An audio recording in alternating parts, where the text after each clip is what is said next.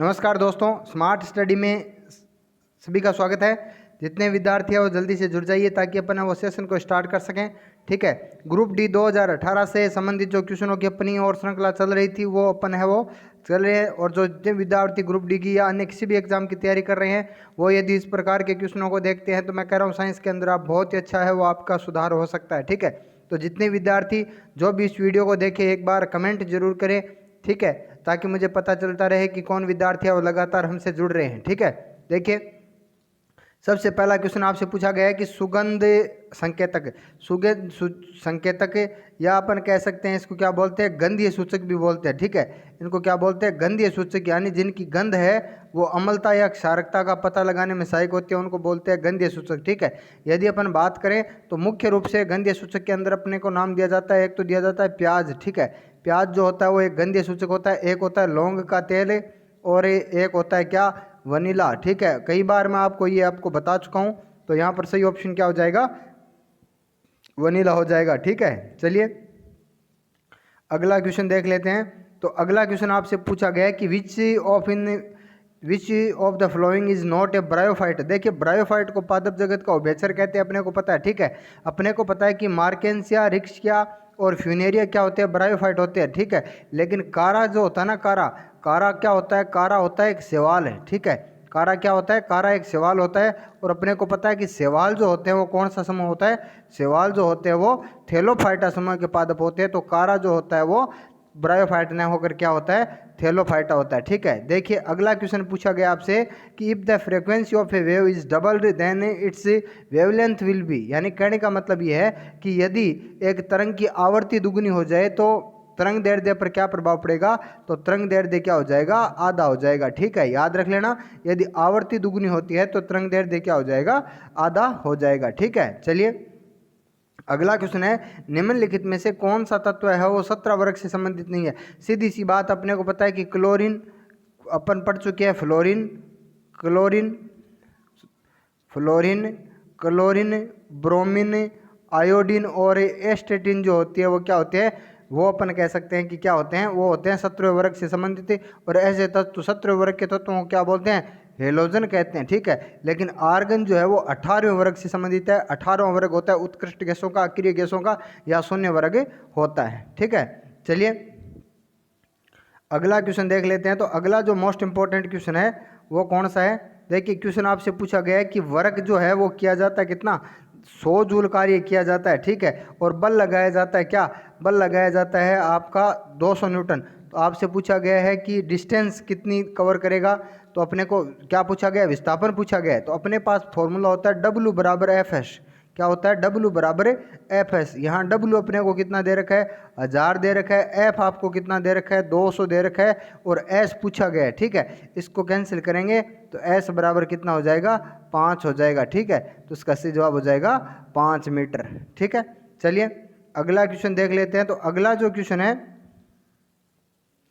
वो कौन सा है, अगला क्वेश्चन देखिए लेंस का सूत्र पूछा गया था, किन्हीं कारणों से इसको हटा दिया गया है। तो लेंस का सूत्र क्या होता है, 1/v माइनस 1/u बराबर 1/f होता है। ठीक है, लेकिन हो सकता है दो ऑप्शन एक जैसे मिल गए हों, इसलिए इसको हटा दिया गया। अगला क्वेश्चन आपसे पूछा गया कि Fe plus CuSO4 is equal to FeSO4Cu, यानी कहने का मतलब ये है कि जो कॉपर है उसको लोहा है वो हटा रहा है। ठीक है, उसको डिस्प्लेसमेंट कर रहा है, उसकी जगह ले रहा है। तो इस प्रकार के अभिक्रियाओं को क्या बोलते हैं, विस्थापन अभिक्रिया कहते हैं, जिसके अंदर कम सक्रिय अभिकारक है वो अधिक सक्रिय अभिकारक द्वारा क्या हो जाता है, विस्थापित हो जाता है। ठीक है, चलिए अगला क्वेश्चन आपसे पूछा गया है कि इनमें से मरकरी का अयस्क कौन सा है। ठीक है, देखिए अपने को पता है कि हेमेटाइट और मैग्नेटाइट जो होते हैं वो लोहे के अयस्क होते हैं। ठीक है, हेमेटाइट और मैग्नेटाइट किसके अयस्क होते हैं, लोहे के ऑक्साइड होते हैं। बॉक्साइड जो होता है वो किसका होता है, एल्यूमिनियम का ऑक्साइड होता है। तो अपन कह सकते हैं कि सिनाबार जिसका फॉर्मूला होता है HGS। ठीक है, सिनाबार जो होता है वो किसका होता है, मरकरी का अयस्क होता है। ठीक है, चलिए अगला क्वेश्चन देख लेते हैं। ठीक है, तो अगला क्वेश्चन आपका साइंस से कुछ जो क्वेश्चन पूछा गया था वो पूछा गया था कि पृथ्वी पर किसी वस्तु का द्रव्यमान 10 kg है तो इसका भार क्या होगा। सीधी सी बात है, भार ज्ञात करने का फॉर्मूला क्या होता है, W बराबर mg। भार ज्ञात करने का फॉर्मूला क्या होता है, W बराबर mg। तो WM अपने को दे रखा है 10 से, और G का मान कितना होता है, 9.8 होता ही है। दोनों को मल्टीप्लाई करेंगे तो कितना आ जाएगा, 98 न्यूटन आ जाएगा। ठीक है, तो इसका सही जवाब हो जाएगा 98। ठीक है, चलिए अगला क्वेश्चन अपन देख लेते हैं। तो अगला जो क्वेश्चन है वो कौन सा पूछा गया था आपसे। अगला क्वेश्चन आपसे पूछा गया कि निम्नलिखित में से कौन सा कर्मी हाथी पांव का कारण होता है। ठीक है, तो अपने कई बार पढ़ चुके हैं। ठीक है, हाथी पांव जो रोग होता है वो किसके कारण होता है, फाइलेरियल के कारण होता है। ठीक है, हाथी पांव रोग किसके कारण होता है, फाइलेरियल वर्म्स यानी फाइलेरियल कर्मी के कारण है वो हाथी पांव रोग होता है। ठीक है, चलिए अगला क्वेश्चन देख लेते हैं। तो अगला जो क्वेश्चन है वो कौन सा है। ठीक है, तो अगला क्वेश्चन है सूर्य द्वारा उत्सर्जित हानिकारक विकिरण कौन सी है। तो सबको पता है यूवी अल्ट्रा वायलेट या पेरा बैंगनी किरणें जो होती है वो सूर्य द्वारा उत्सर्जित हानिकारक किरणें होती है, और ओजोन परत जो होती है वो इनसे हमारी क्या करती है, रक्षा करती है। और ये क्वेश्चन आता है कि ये यदि हमारे डायरेक्ट संपर्क में आती है तो उनसे अपने को पता है कौन सा, त्वचा का चरम कैंसर हो जाता है, त्वचा की कैंसर है वो हो जाती है। ठीक है, चलिए अगला क्वेश्चन है, चलिए तो साइंस का क्वेश्चन नहीं है। अगला क्वेश्चन है कि 56 संख्या वाला तत्व है वो किस ब्लॉक से संबंधित है। ठीक है, तो 56 अपने को पता है कि 58 के बाद कौन सा, 58 के बाद ए ब्लॉक शुरू हो जाता है। 58 के बाद क्या शुरू हो जाता है, ए ब्लॉक शुरू हो जाता है। और 57 नंबर 57 नंबर किसके अंदर है, डी ब्लॉक के अंदर है। ठीक है, तो 56 वाला तत्व किसके अंदर होता है, 56 वाला तत्व है जो है वो किसके अंदर है, एस ब्लॉक के अंदर होता है। ठीक है, 56 नंबर वाला तत्व किसके अंदर है, एस ब्लॉक के अंदर है। ठीक है, चलिए अगला क्वेश्चन देख लेते हैं। तो अगला जो क्वेश्चन है साइंस का वो कौन सा है, तो देख लेते हैं। देखो अभी एंजियोस्पर्म के और प्रजनन भाग स्थित होते हैं। देखिए एंजियोस्पर्म का मतलब क्या होता है, आवर्त बीजी होते हैं। ठीक है, आवर्त बीजी पादप जो होते हैं उनके अंदर फूल पाया जाता है। और अपने को पता है कि पौधे का प्रजनन भाग जो होता है वो क्या होता है, पुष्प होता है। ठीक है, पौधे का प्रजनन भाग क्या होता है, पुष्प होता है। ठीक है, देखिए अगला क्वेश्चन आपसे पूछा गया है कि जो इवापोरेशन है यानी भाप जो होती है ऑफ वाटर ऑक्यूरेट यानी बनी रहती है, तो सभी तापमान पर है वो क्या होती है, भाप पानी के ऊपर अपन कह सकते हैं कि बनी रहती है। ठीक है, चलिए अगला क्वेश्चन। तो अगला क्वेश्चन है वो आपसे पूछा गया कौन सा है, the product of velocity and time give, यानी कहने का मतलब ये है कि जो वेग और जो टाइम है उनसे अपने को क्या पता चल सकता है, तो अपने को पता है इनको अपने को दूरी पता चल सकती है। ठीक है, अपने को पता है कि वेग और जो टाइम है उनका गुणनफल क्या होती है, दूरी होती है, डिस्प्लेसमेंट होती है, विस्थापन भी कह सकते हैं अपन इसको। ठीक है, चलिए अगला क्वेश्चन। तो अगला क्वेश्चन है लार ग्रंथि से स्रावित एंजाइम कौन सा होता है। तो लार ग्रंथि से अपने को पता है एमाइलेज होता है, और इसी एंजाइम को क्या बोलते हैं, टाइलिन एंजाइम भी बोलते हैं। ठीक है, इसी एंजाइम को क्या बोलते हैं, टाइलिन एंजाइम भी क्या करते हैं, बोलते हैं। ठीक है, और अपने को पता है कि ये स्टार्च को किसमें बदलता है, स्टार्च को किसमें बदलता है, ग्लूकोज के अंदर बदलता है। ठीक है, स्टार्च को किसमें बदलता है, ग्लूकोज में बदलता है। ठीक है, चलिए अगला क्वेश्चन। तो अगला क्वेश्चन जो है वो अपन देख लेते हैं कि ये क्वेश्चन थोड़ा सा सही नहीं दिया हुआ था, तो अगला क्वेश्चन अपन देख लेते हैं।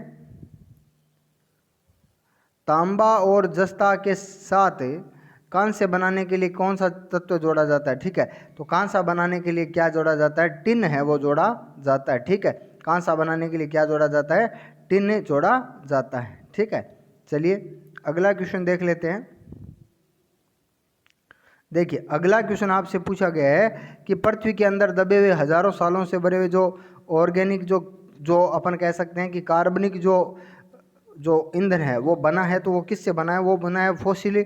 और फॉसिल का मतलब क्या होता है, जीवाश्म कहते हैं। फॉसिल का मतलब क्या होता है, जीवाश्म कहते हैं। अपने को पता है कि जो कोयला व पेट्रोलियम है, कौन कौन है, कोयला व जो पेट्रोलियम है इनको अपन क्या बोलते हैं, इनको अपन बोलते हैं जीवाश्म ईंधन। ठीक है, तो धरती में दबे हुए और जो लाखों वर्षों से पुराने जीव होते हैं उनको क्या बोलते हैं, उनके जीवों का जो अवशेष होता है उनको बोलते हैं जीवाश्म।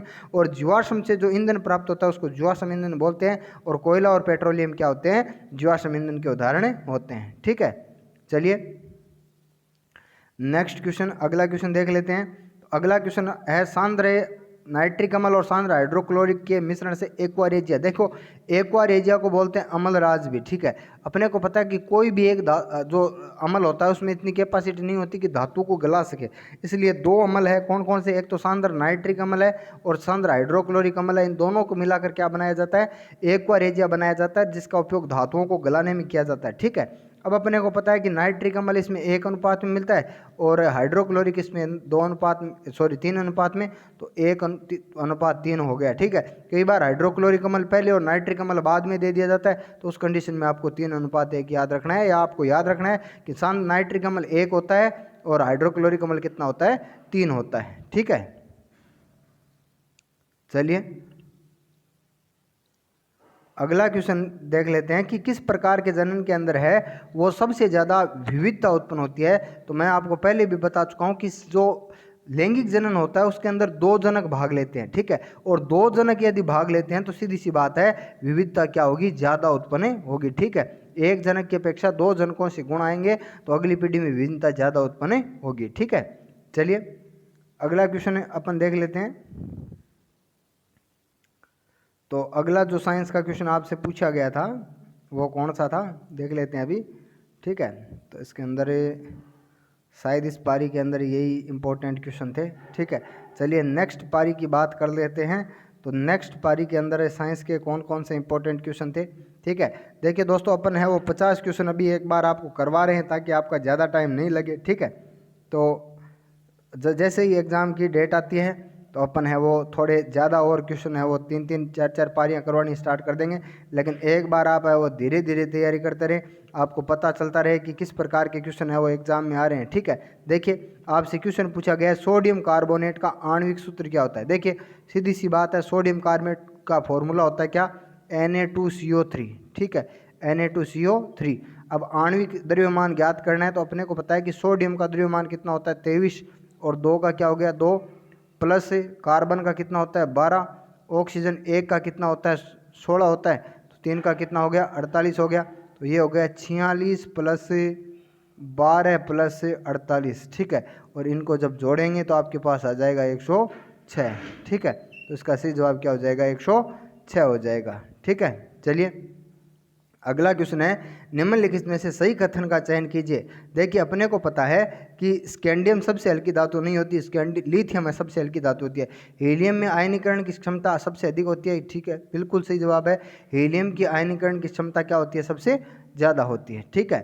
चलिए अगला क्वेश्चन देख लेते हैं। तो अगला क्वेश्चन जो है वो कौन सा है? तो अगला क्वेश्चन है कि पौधों में और फ्लोएम का क्या कार्य होता है। तो अपने को पता है कि फ्लोएम का कार्य क्या होता है? खाद्य पदार्थों का और अमीनो अम्ल का जो प्रवाह होता है, ठीक है, अमीनो अम्ल का प्रवाह जो होता है पादपों के अंदर है वो फ्लोएम के द्वारा किया जाता है। और फ्लोएम क्या होता है? कि जटिल ऊतक होता है, ठीक है।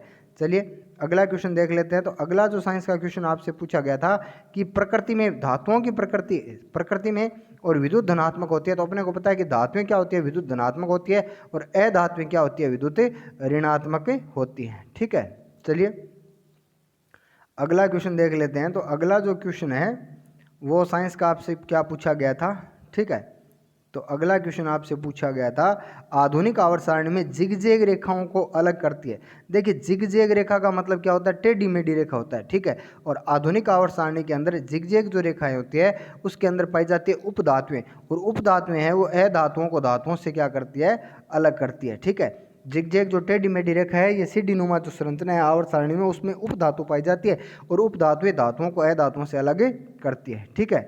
चलिए अगला क्वेश्चन है सूर्य के वायुमंडल में प्रचुर पाए जाने वाला तत्व कौन सा है। सूर्य के अंदर अपने को पता है कि कौन है? ये है हाइड्रोजन, ठीक है।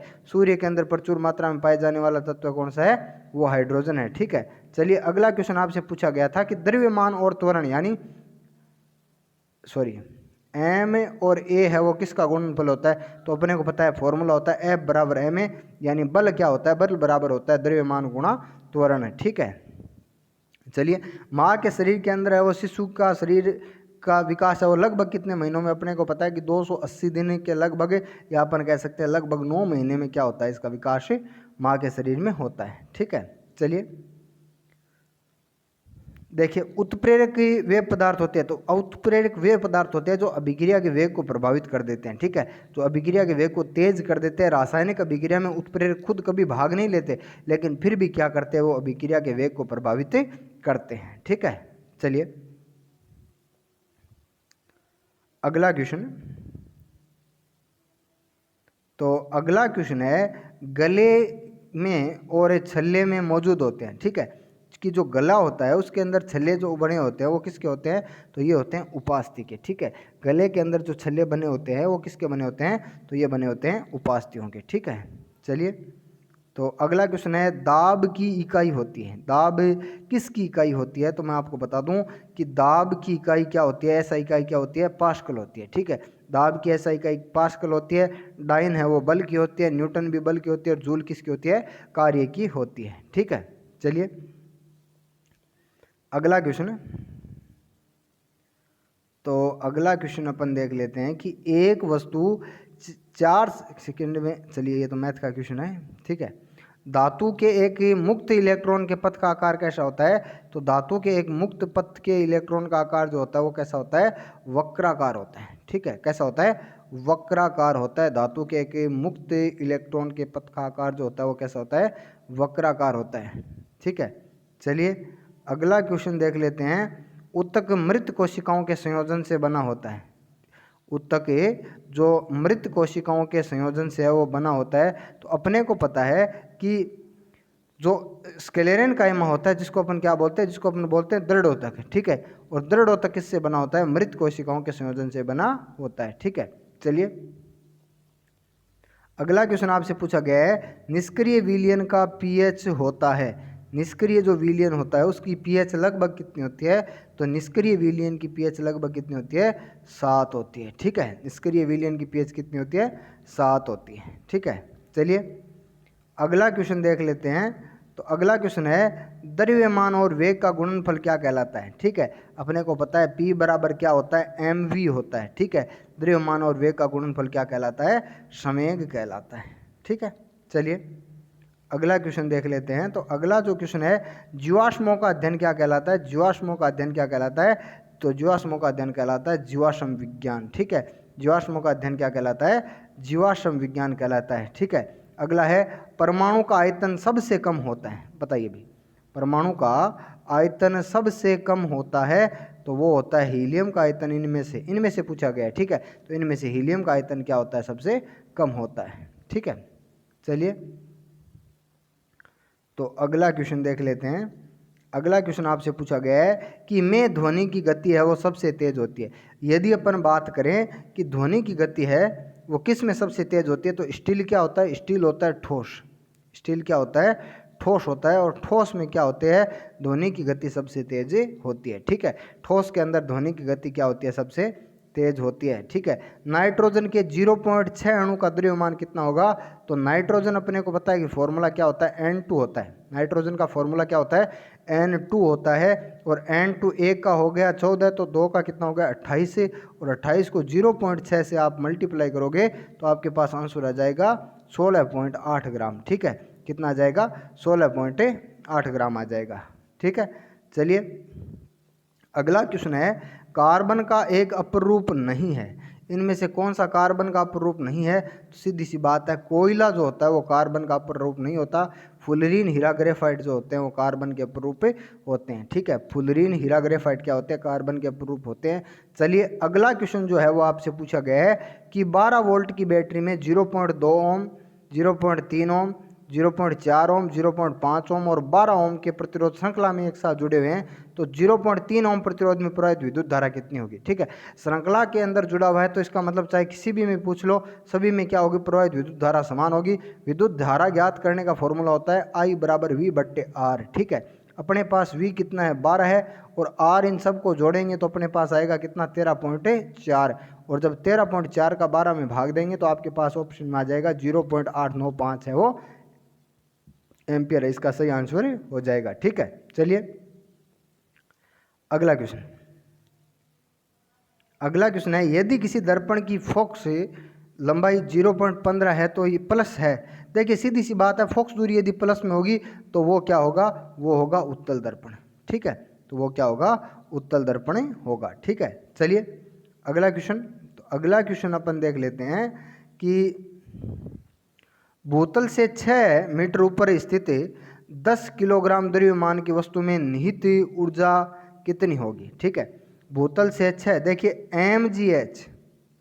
mgh अपन कह सकते हैं, फॉर्मूला होता है स्थितिज ऊर्जा का। तो 6 इंटू 10 इंटू 9.8 आप करोगे तो आंसर आ जाएगा कितना, 588 जूल इसका सही आंसर आ जाएगा। ठीक है, चलिए